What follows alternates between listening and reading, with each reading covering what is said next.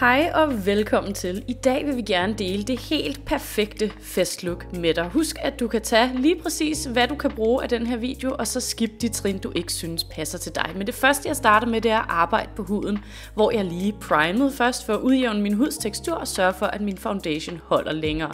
Derefter så går jeg ind med min foundation på en beauty blender, fordi det synes jeg får den til at ligge ekstremt flot og naturligt på huden, og bygger op så meget dækning, jeg nu vil have. Så er det tid til concealer, og concealer er et mere koncentreret produkt, som jeg lægger på de områder af ansigtet, jeg godt kunne tænke mig lidt mere dækning. For mig så er det under øjnene, det er lidt på næsen, som har en tendens til at blive rød, og så lægger jeg den, hvis jeg har nogle bumser. Jeg sørger for at fiksere det hele med en puder, både så det sidder bedre fast, men også så mit ansigt ikke begynder at skinne i løbet af aftenen. Det har jeg nemlig tendens til. Men du kan vælge at skippe det her step, hvis du for eksempel har en tørre hud. Lad os rykke videre til øjnene, hvor vi i dag skal lave noget, der hedder Halo Eyes. Det første jeg gør, det er at prime og min øjenlåg med en primer, fordi det bare får øjenskyggerne til at holde meget bedre og være meget kraftigere i farven. Lad os finde en flot og neutral øjenskyggepalette frem. Det første jeg gør, det er lige at fiksere primeren med en hudfarvet øjenskygge, sådan så de andre øjenskygger toner nemmere.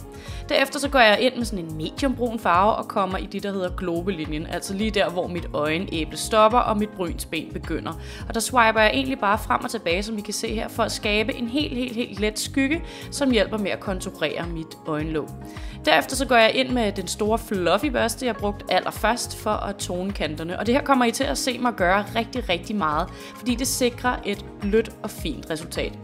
Derefter så tager jeg en lidt mørkere brun, og den begynder jeg at bygge op i intensiteten yderst og inderst på øjenlåget. Kun yderst og inderst. Jeg efterlader ligesom en bar plet midt på øjenlåget, fordi her kommer vi til at lægge en anden farve, som virkelig kommer til at få øjenmakeupen til at poppe helt vildt flot. Det gode ved den her teknik er, at du kan vælge lige præcis de farver, du synes klæder dig bedst. Jeg har valgt at bruge brun og guld i dag, fordi jeg synes, det er en farvekombination, der passer til rigtig mange. Som I kan se her, så kombinerer jeg de to farver ved at trække dem op i globelinjen, men holder mig stadig fra midten af øjenlåget, men får dem ligesom connected, sådan så vi får en flot og lidt mere rund finish på øjenmakeupen. Det kan godt tage lidt tid at komme igennem det her trin, så byg bare farven op, så meget du overhovedet har brug for det, og have god tålmodighed. Det er vigtigt at have nogle rigtig gode make-up-pensler, som kan gøre størstedelen af arbejdet for dig. Og igen her går jeg ind med den store børste, så jeg får et flot og blødt resultat. Herefter bygger jeg farveintensiteten op en sidste gang, og så er jeg faktisk tilfreds. Men du kan gå præcis så lyst eller så mørkt, som du overhovedet har lyst til. Så er det tid til at komme farve på den del af øjenlåget, der endnu ikke har fået makeup på. Og jeg vælger faktisk at bruge fingeren, fordi jeg synes, det giver et flot og intenst resultat. Den farve, jeg lægger ind i midten af øjenlåget, er en guld med masser af shimmer i.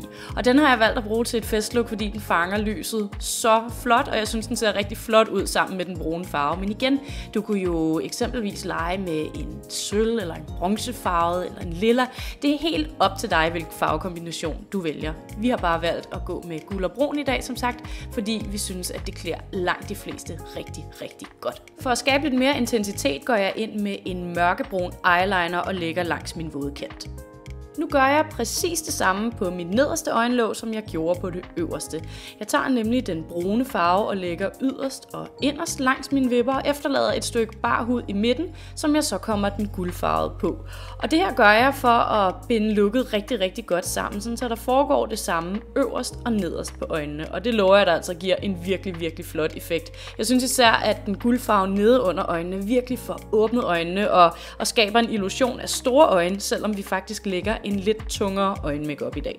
Husk, at du som sagt bare kan vælge at vrage mellem alle de trin, vi gennemgår i dag, og du kan finde en fuld produktliste over alle de produkter, jeg har brugt i beskrivelsesboksen på YouTube eller nede under videoen, hvis du ser den inde på matas.dk.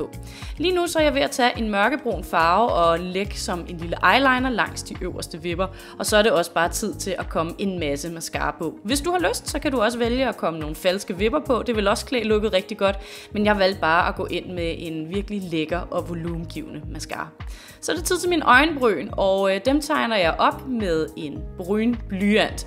Det første jeg gør, det er at outline min bryn sådan på undersiden af brynene for at skabe et lidt mere clean look, som får den til at se lidt mere poleret ud. Og derefter så fylder jeg ind, hvor jeg synes, jeg har behov for det. De sidste finishes på huden er solpuder og highlight, og jeg tager min solpuder og lægger på den øverste del af min kindben og i min pande for at efterligne den effekt, solen har på huden, hvor den naturligt vil ramme. Og det giver altså en rigtig flot dimension til huden, som jeg synes er virkelig vigtigt, når man har en lidt tungere base på. Det aller sidste, jeg gør ved min hud, er at lægge lidt highlight helt øverst på mit kindben, og det fanger bare lyset sindssygt flot. Jeg vil rigtig gerne vise jer 2 versioner af flotte læber, man kan lave, og til begge versioner skal du bruge en lip liner.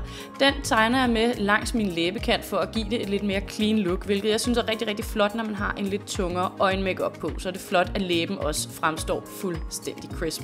Første læbe her er en sådan gammel rosa nude, en som jeg synes er virkelig flot, og den er ret mat. Når jeg har lagt den på, så vil du lige se mig komme lidt setting spray på, som er en fantastisk måde at få makeupen til at holde lidt længere på. Man skal virkelig lige kigge på læbe nummer 2, som er en mega flot orange-rød sag. Og igen, så går jeg ind med liplineren og tegner langs min læbekant for at skabe et flot og crisp look. Prøv lige at se der, hvor flot.